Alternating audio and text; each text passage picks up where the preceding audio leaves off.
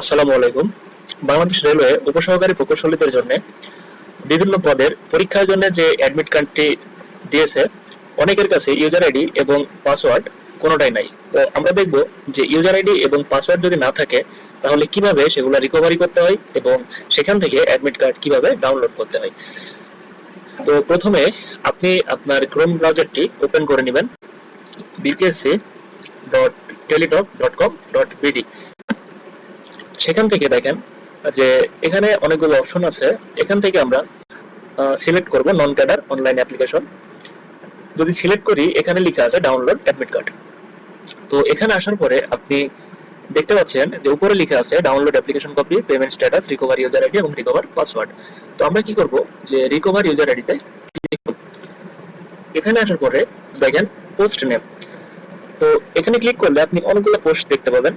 উপসহকারী প্রকৌশলী এদের জন্য যে পোস্ট, সেটা হচ্ছে 2023 সালের সার্কুলার। আপনি যদি একটু নিচে যান, দেখতে পাবেন 2023 সালের যে সার্কুলার, এখানে রেফারেন্স নম্বর 4/19 থেকে শুরু। তো রেফারেন্স নম্বর 4/19-এ এখানে আছে sub assistant engineer store electrical, এরপর রয়েছে সিগন্যাল অ্যান্ড টেলিকমিউনিকেশন। তো আপনি যে পোস্টের জন্য আবেদন করেছিলেন, অর্থাৎ যে পোস্টের অ্যাডমিট কার্ডটি ডাউনলোড করতে চান, সেটাতে ক্লিক করবেন। তো আমি উপসহকারী প্রকৌশলী স্টোরে ক্লিক করলাম।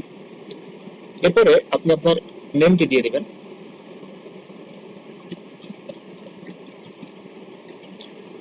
এরপরে আপনি আপনার পিতার নামটি দিবেন এবং অবশ্যই স্পেলিং গুলো সঠিক হতে হবে।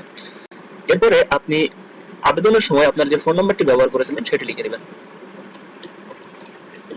সাবমিট করবেন। তো সাবমিট করার সাথে সাথে দেখেন এখানে আপনার ইউজার আইডিটি রিকভারি হয়ে গেছে এবং সেই ইউজার আইডি আপনি সংরক্ষণ করবেন। এরপরে আমরা পাসওয়ার্ড রিকভার করার জন্য রিকভার পাসওয়ার্ড অপশনে ক্লিক করব। করলে দেখেন এখানে ইউজার আইডি দেওয়ার একটা জায়গা আছে, এখানে আপনি রিকভার করে ইউজার আইডিটি দিয়ে দিবেন।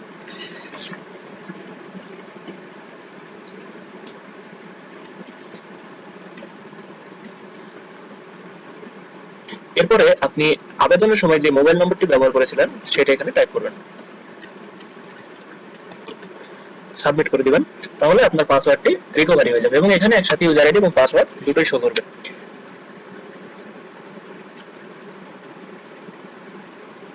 এরপরে আপনি ইউজার আইডি এবং পাসওয়ার্ড ব্যবহার করে আপনি আপনার অ্যাডমিট কার্ডটি ডাউনলোড করতে পারবেন। এর জন্য আপনি লিখবেন এবং এখানে পুনরায় টাইপ করবেন bpsc.teletalk.com.bd। আগের মতোই এখান থেকে আপনি পুনরায় অ্যাডমিট কার্ড ডাউনলোড অপশনে গিয়ে ইউজার আইডি এবং পাসওয়ার্ড ব্যবহার করে অ্যাডমিট কার্ডটি ডাউনলোড করতে পারবেন।